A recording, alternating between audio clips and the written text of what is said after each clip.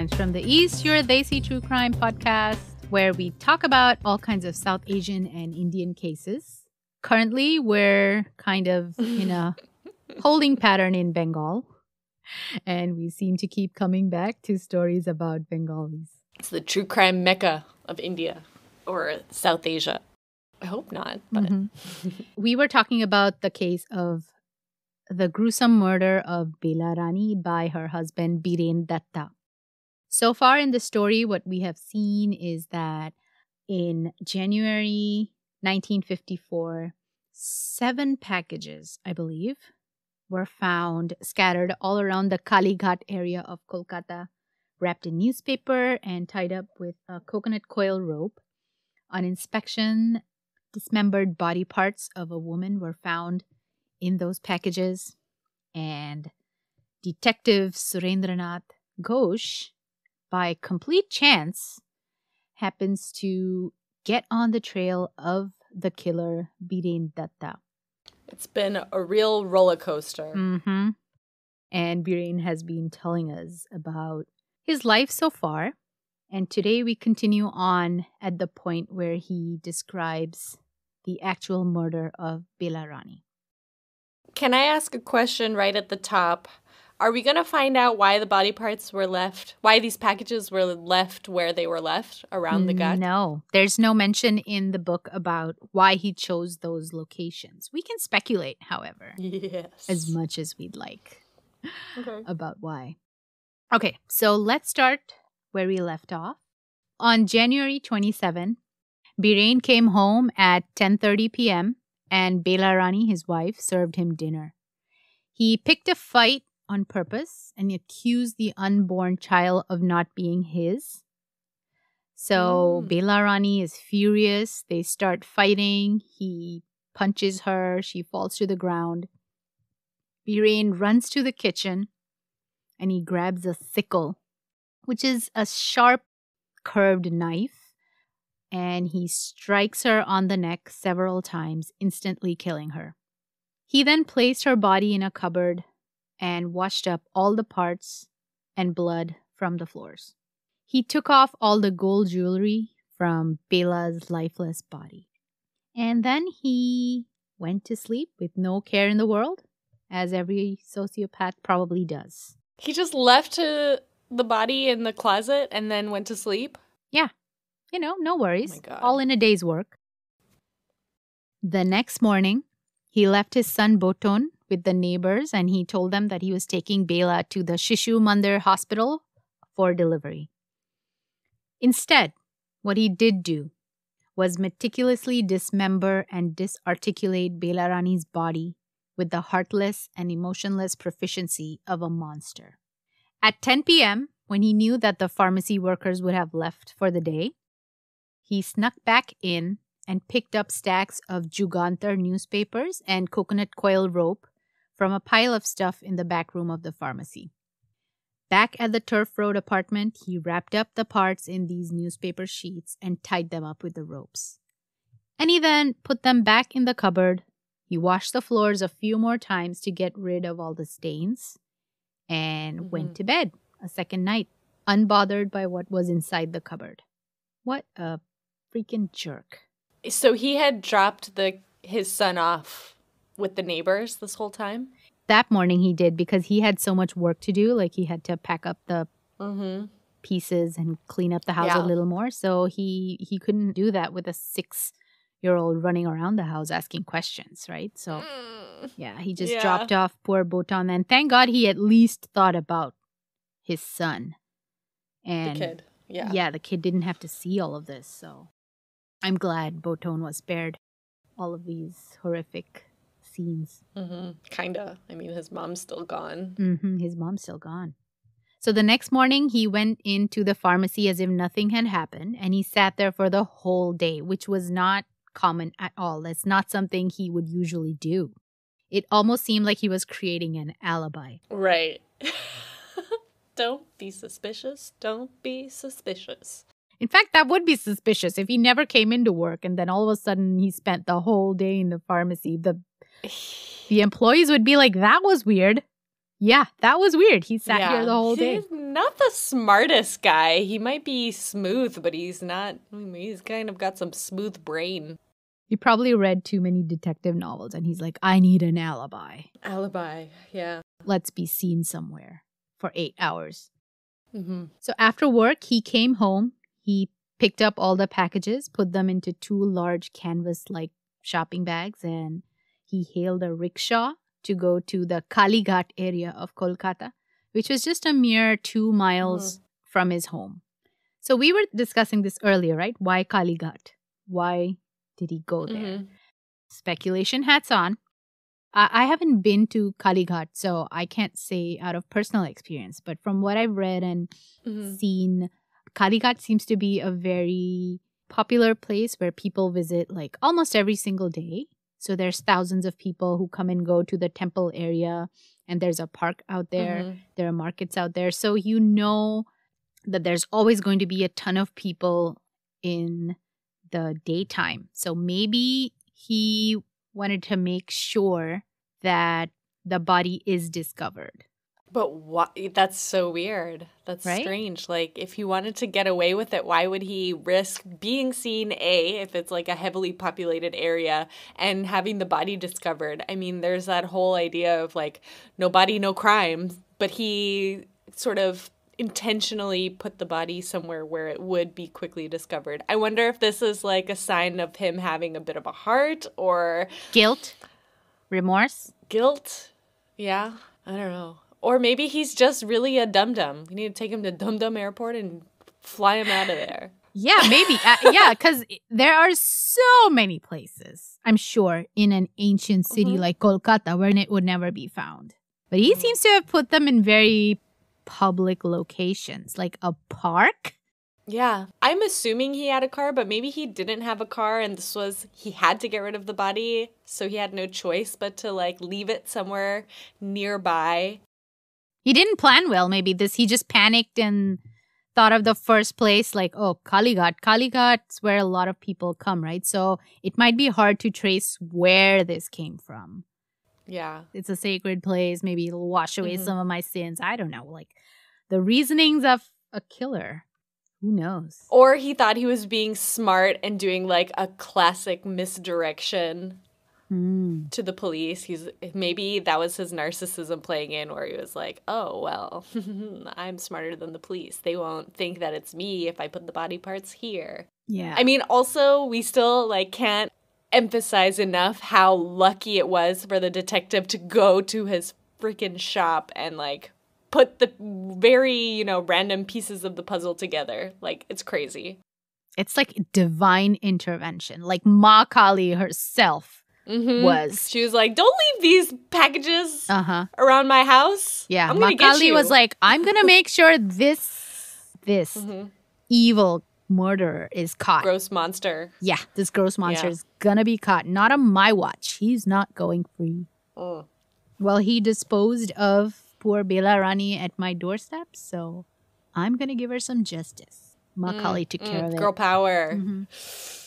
Yes. I love it. Okay. I mean, I don't love it.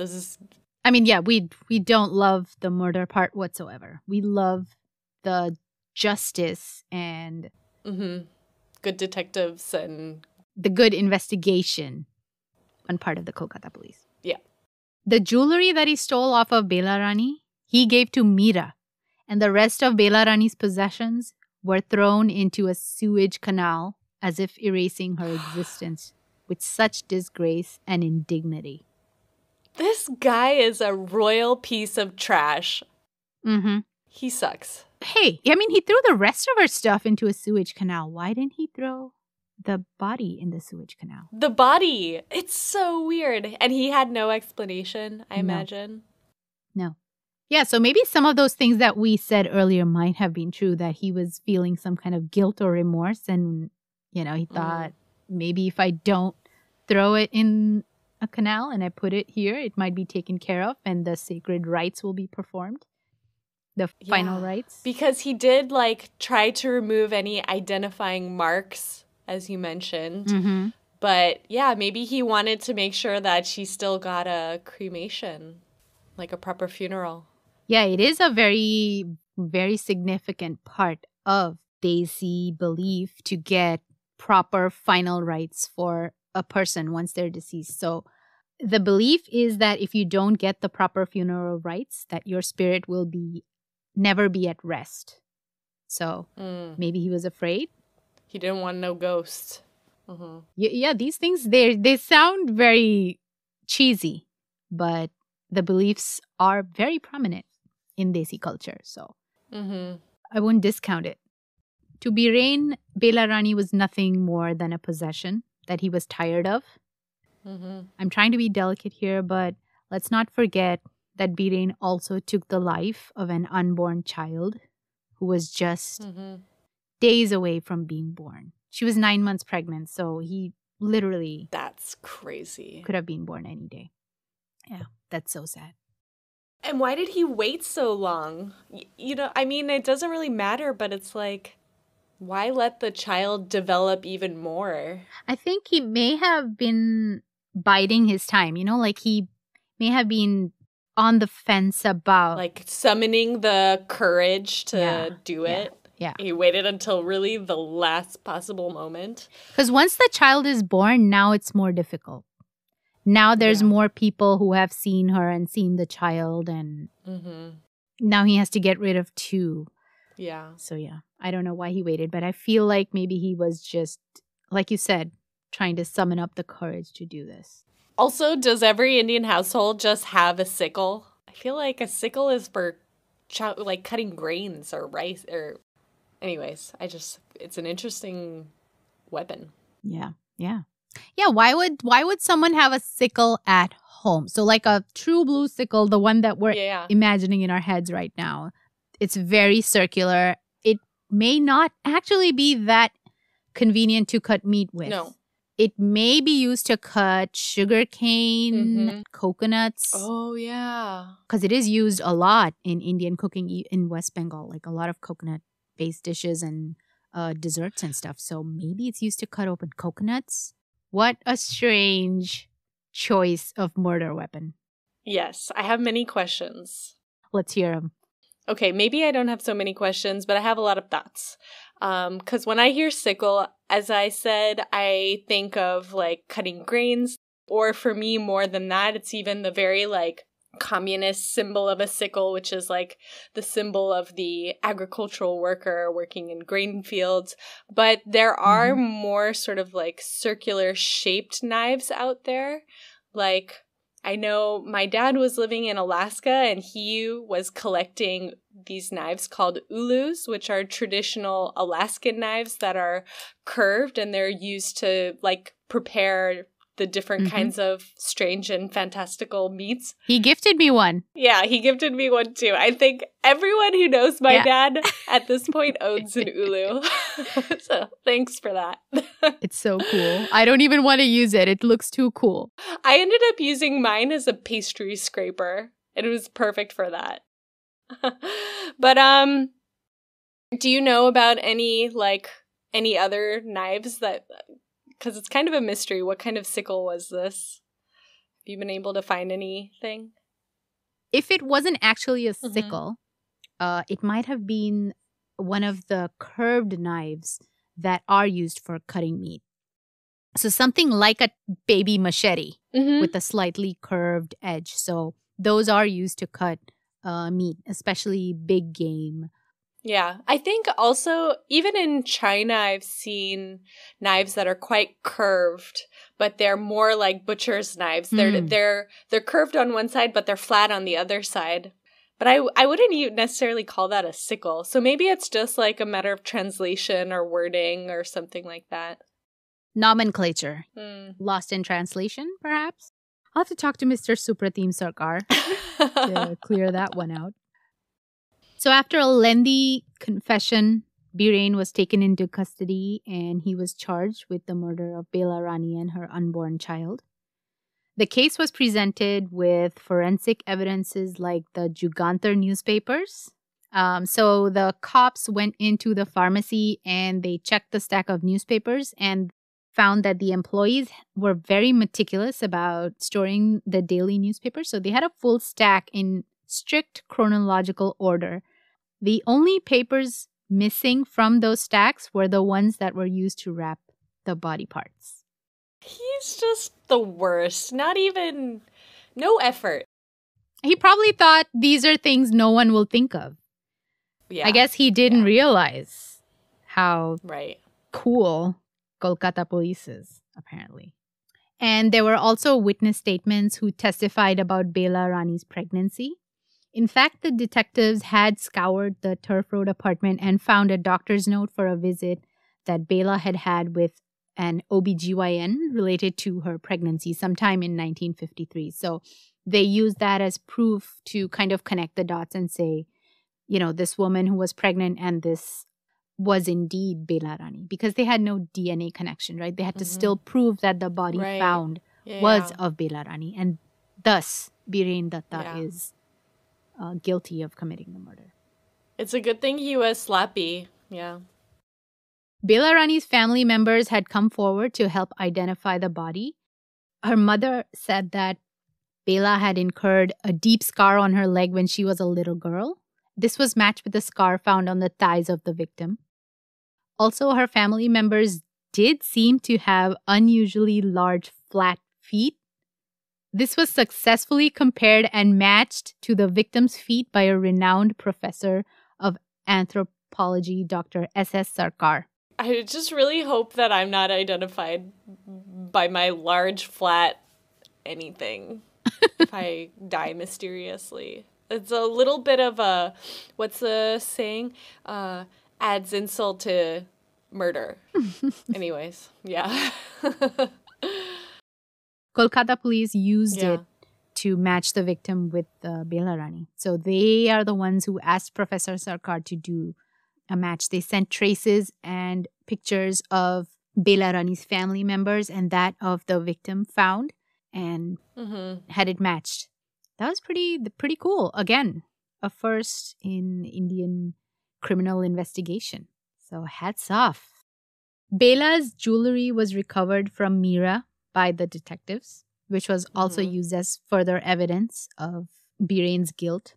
All in all, an airtight case was presented in the courts, and the case ran for 6 months, after which the lower and higher courts of Kolkata ended with Biren Dutta being found guilty and sentenced to die from hanging. Oh, death penalty.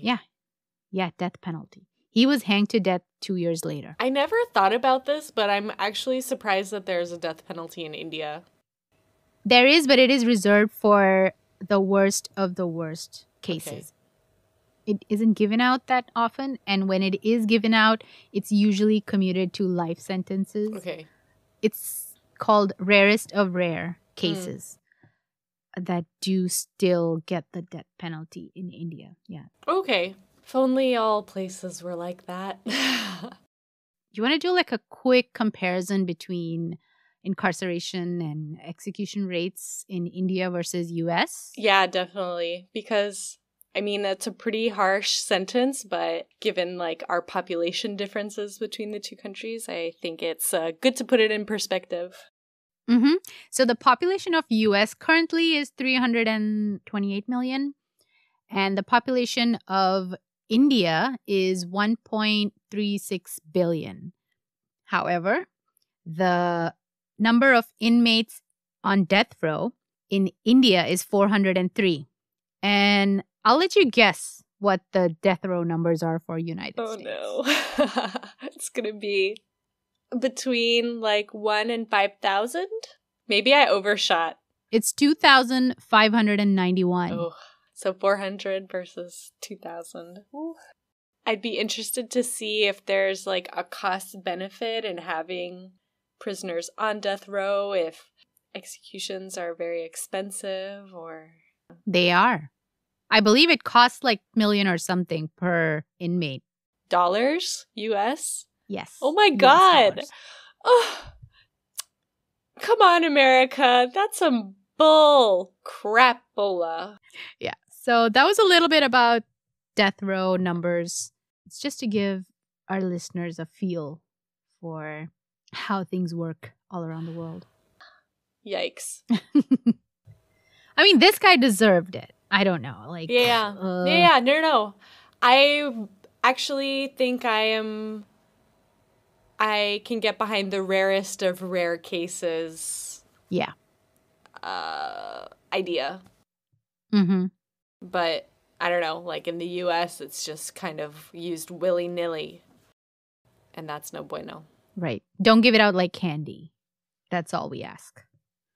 So, yeah, Detective Ghosh finding the pharmacy and then Biren, was this pure luck? Divine intervention? Or a cover story? What do you think? Oh, that's an interesting idea. Yeah. I mean, it's... From what I've seen of Kolkata, it's like such a huge, chaotic city. The chances of him going to that pharmacy, and then it just seems kind of unbelievable. But what's the alternative? What would the cover be? What would we be covering up? I'm just going to throw some fictional elements in there. None of this is probably true. We're just speculating. Maybe someone from Bela Rani's life noticed that she was missing. Yeah. And spoke to Detective Ghosh about it. I mean, if she was about to have a baby, how did no one, not even family, but neighbors, people who she maybe shopped with, someone should have said something, I feel like. Yeah, maybe someone spoke to this detective and gave him a clue, like, hey, we don't like the husband. He seems creepy. He seems odd. She's missing. We haven't seen her for 3 weeks. Mm-hmm. We don't know what's going on. And Detective Ghosh was like, okay, I need to find some legal way of looking into this guy. Yeah. There's no proof that it's Biren or Kamla. How do you just chance upon this family legally? Because they have to have a warrant for everything, right? You can't just barge in and start questioning people willy-nilly. Mm-hmm. I believe if the cops don't have a proper legal route to collecting evidence and talking to witnesses, that can be thrown out in court. Yeah, it's not valid. It can be thrown out in court. What do they call this again? It's not plausible deniability. It's like the opposite of that. Oh, no. I think it's called fruit of the poison tree. What? Yes. Is that a legal term?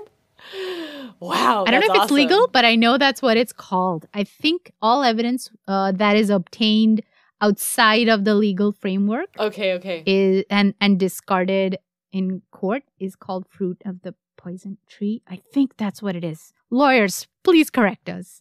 But what's the term for, you have to have some good reason to actually investigate, or, you have to have a... No. It's like a very commonly used legal term, and I can't remember it right now. What's it called? Reasonable doubt? Doubt?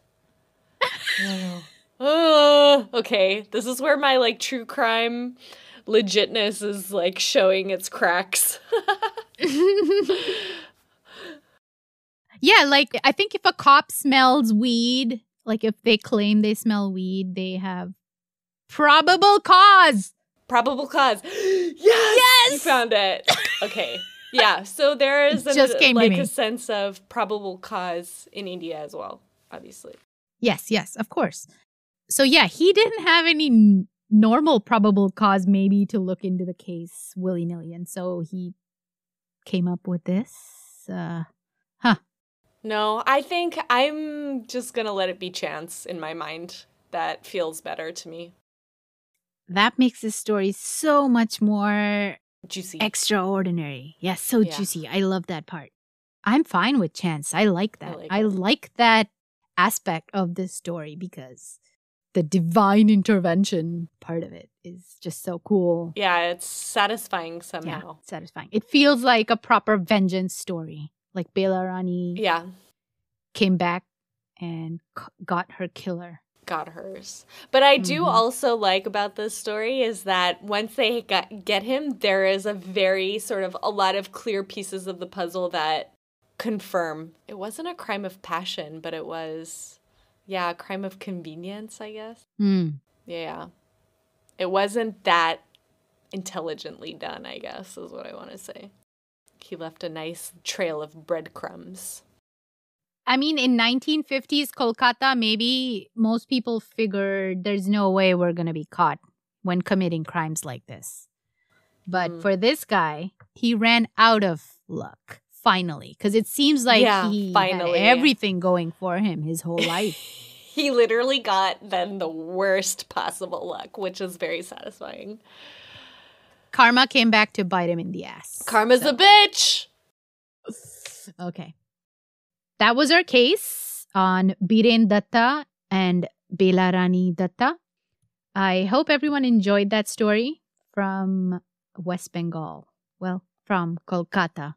Awesome work, Pia. That was very interesting, very well researched.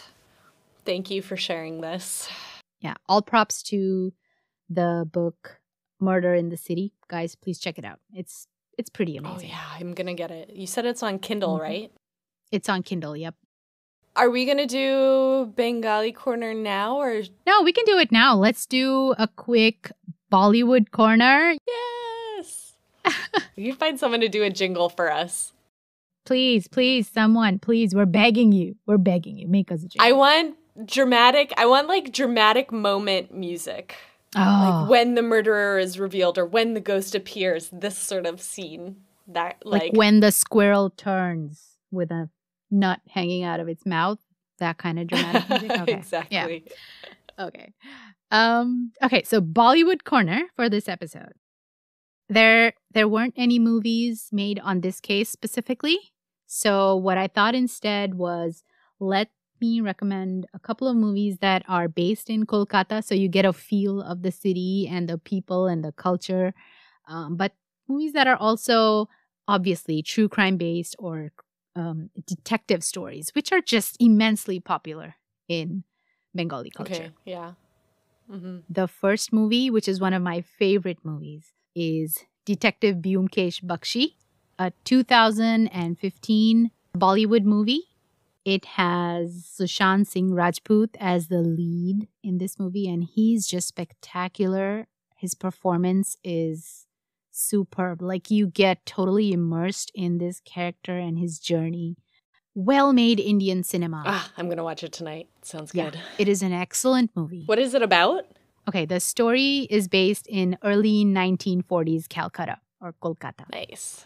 Yeah, and there's like a opium smuggling gang and all kinds of political unrest going on in the city. There are bomb blasts and some kind of local terrorism taking place. And he has to kind of connect the dots and find the central villain in the movie. Okay, cool.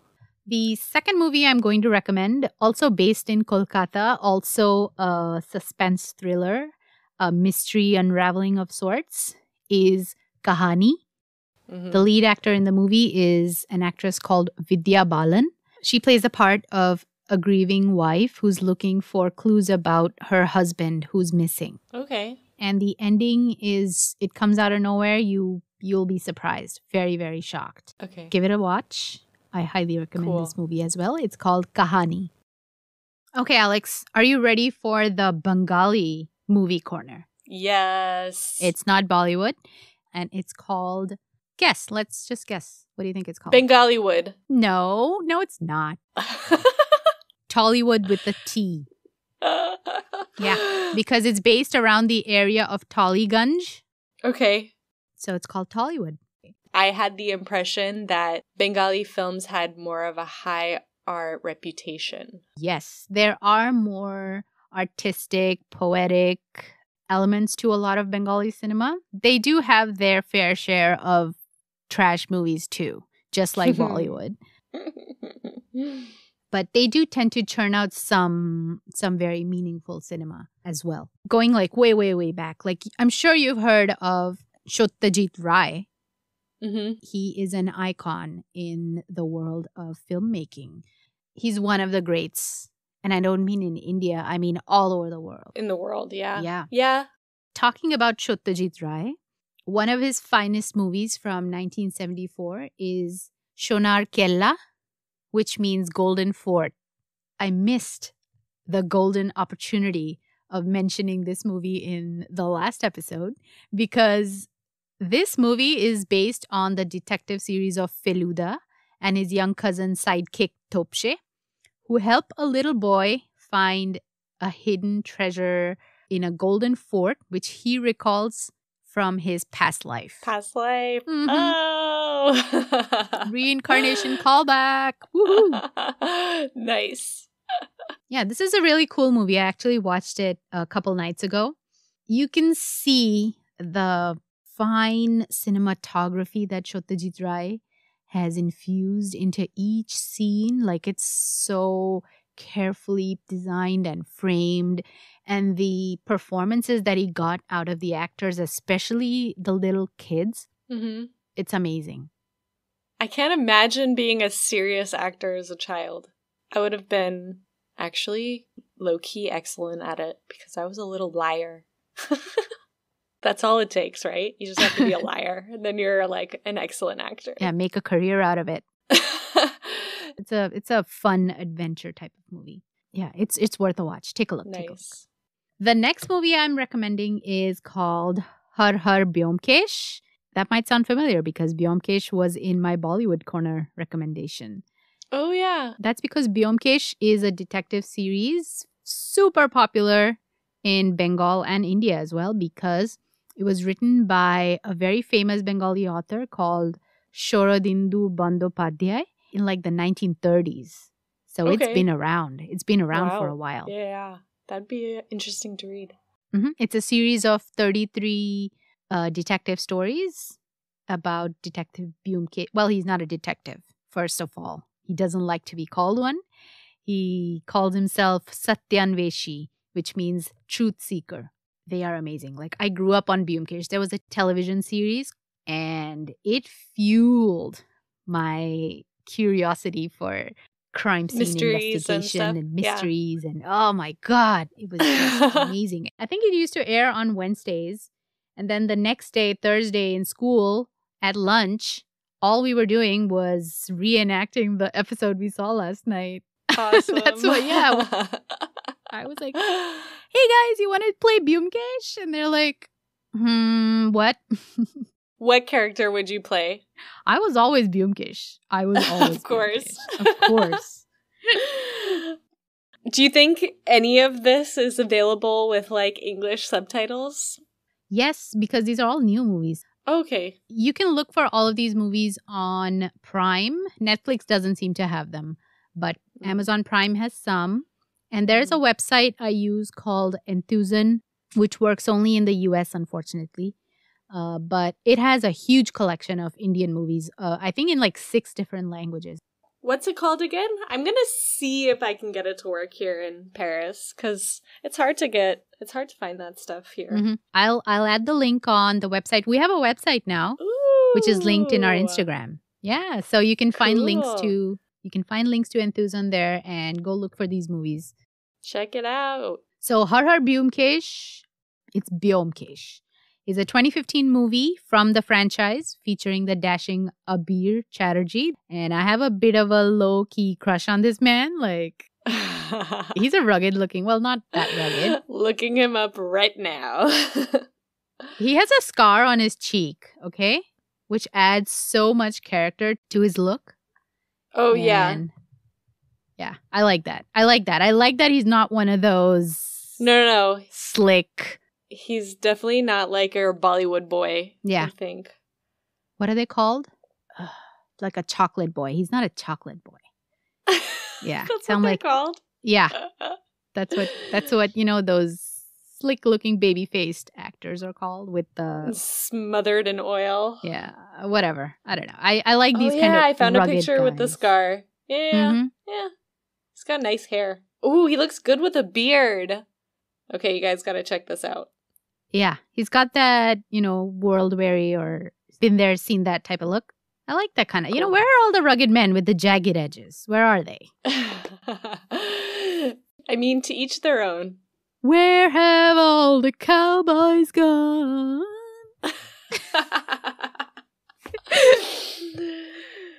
So anyway, okay. let me roll my tongue back in and tell you about the plot a little bit, okay? So Bhumkesh is invited to Banaras, which is the holiest of holy cities in India. He's invited by a wealthy aristocrat to stay with him, but suddenly that fellow dies the next day, and Bhumkesh has to find out about the death or murder using his BBE, big brain energy. Ooh. Yeah, and there are lots of suspects. A wife, maybe possibly girlfriend. Maybe the wife has a boyfriend. We don't know. Oh, he's got to find the truth. Sounds like there's a nice dollop of drama thrown in. Excellent. Yep. Question, is BBE already a thing? I don't know. I made it up, so it might be a thing. Okay, I may have heard it somewhere. If it's not, we're making it a thing. I'm all about that BBE. Mm-hmm. Yep. Yeah, that was the Har Har Bhumkesh. Check it out, guys. So that's kind of like a classic detective with all of the drama and intrigue and the like lady walking into the detective's office with her cigarette, like, you know. No, noir. This isn't that. Okay. It doesn't have those bits, but it has all the other elements of a good mystery. Is he like the Indian Sherlock Holmes? Kind of, yes. He is loosely based on Sherlock Holmes. So yeah, there's many actors who've played the role of Bhumkesh, and I'm sure each version of Bhumkesh has its ardent fans, like haters and lovers. Okay, so that's it for our Tollywood Corner. I am very happy to have learned a little bit more. Thanks for all the research. It sounds like you really went into the story. It was very dark, very interesting. Yeah, good work. So yeah, guys, if you enjoy our podcast, please follow us on our socials. I do have a Twitter, which I don't know how to use yet, so ignore that. But I do have a nice Instagram page for the podcast. There's a website now, which you can check out. And we would absolutely love if you could go on to iTunes and give us a rating and a review. It doesn't have to be 5 stars. I mean, you can rate it whatever you feel like. As long as it's 4 stars or 5 stars. I will not accept 3. It can be 4. It can be 4. Yes. 4 is fine. Yeah, and write a review, please. You can just say, it's okay. That's fine with us. But just write it down. Just please don't tell us that it sucks. If it sucks, it's fine. You don't have to listen to it. And we love you anyways. Yeah, we still love you. It's fine. It's all good. There's nothing but love here for all of you. And with that, we bid you adieu. No, wait. Let's do a Bengali. Yeah. How do we say goodbye. adieu in Bengali? Aschi, which means Aschi. I'll be back, I think. That's what it means. So, nice. I'm Aschi. Aschi. And we'll see you again next week for another episode of Crimes from the East, your Desi true crime podcast with a little masala and spice. Namaste. Namaste. Bye.